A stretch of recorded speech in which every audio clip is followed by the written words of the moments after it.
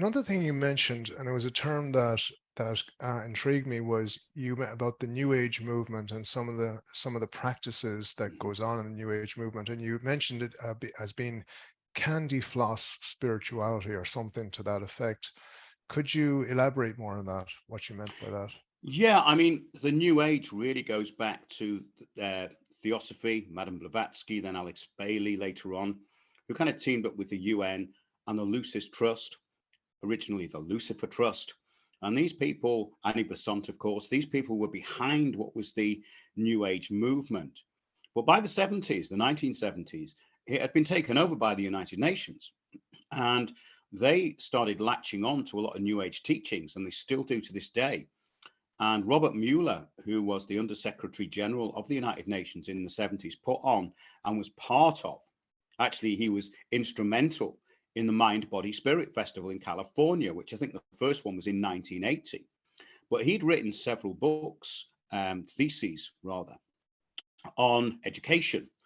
And he was trying to bring this new system of Gaia into education, which was basically this neo-pagan worship of Mother Earth.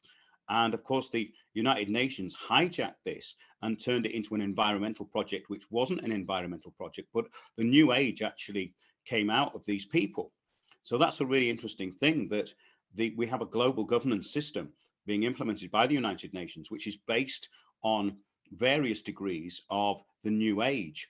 And that actually goes into not just the environmental stuff, this neo-pagan worship of the earth, but also channeling. And he actually, this is Robert Mueller, he actually did this essay where he was talking to Mother Earth. And guess what? Mother Earth was saying exactly what the UN wanted to hear. The earth was saying there was too many people, and the earth was crying. She was very upset because there was too many people on the earth. And of course, this was just used as a driver of change for the present sustainable development and the global depopulation plan, which they've been actually part of for about 50 years now. But the New Age movement expanded and expanded with the help of the United Nations. A lot of people don't know that they were instrumental in bringing together a lot of these sort of cults from India and Hinduism generally. So they sort of cherry picked bits of Hinduism which appeal to Westerners, and they used it. And what we have as a result of that is what they call the fourth world, which is the wilderness of the mind, the borderless planet, even though we talk about everyone being locked down now. What they're talking about is borderless in the respect that everything's the same and everything is part of a hive mind, this communitarian system. So the New Age is a driver of change which brings people into collectivism. And that's exactly what they want, you see, because once you collectivize people into these groups and they start meditating, they are open to suggestion. And that's putting it mildly. They're basically open to brainwashing. And the result of that is that a lot of them get into channeling, they become mentally unstable. And of course, the whole point of this is that the UN global system wants dependence. So if people are unstable, then they're dependent. And there's that system of moods which runs through the whole thing. So the idea is that they give somebody a little bit of what they want.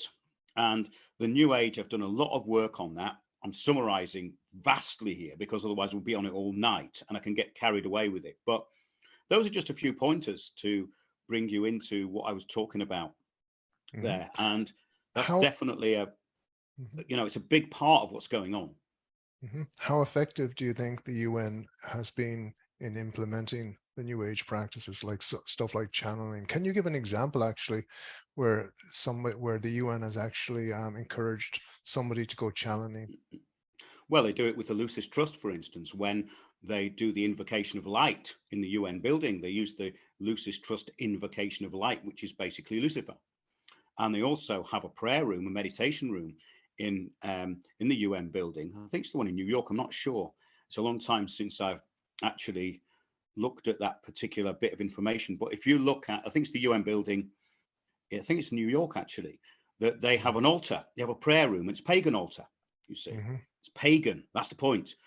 So this neo-paganism is what they push, and you can see the um, connections, not just through the Lucis Trust, but through Robert Mueller. Robert Mueller was a New Ager. Alice Bailey, her stuff is pushed through the United Nations. She has the Lucis Trust have seats at the United Nations, as do cults like the Brahma Kumaris, who are a New Age cult.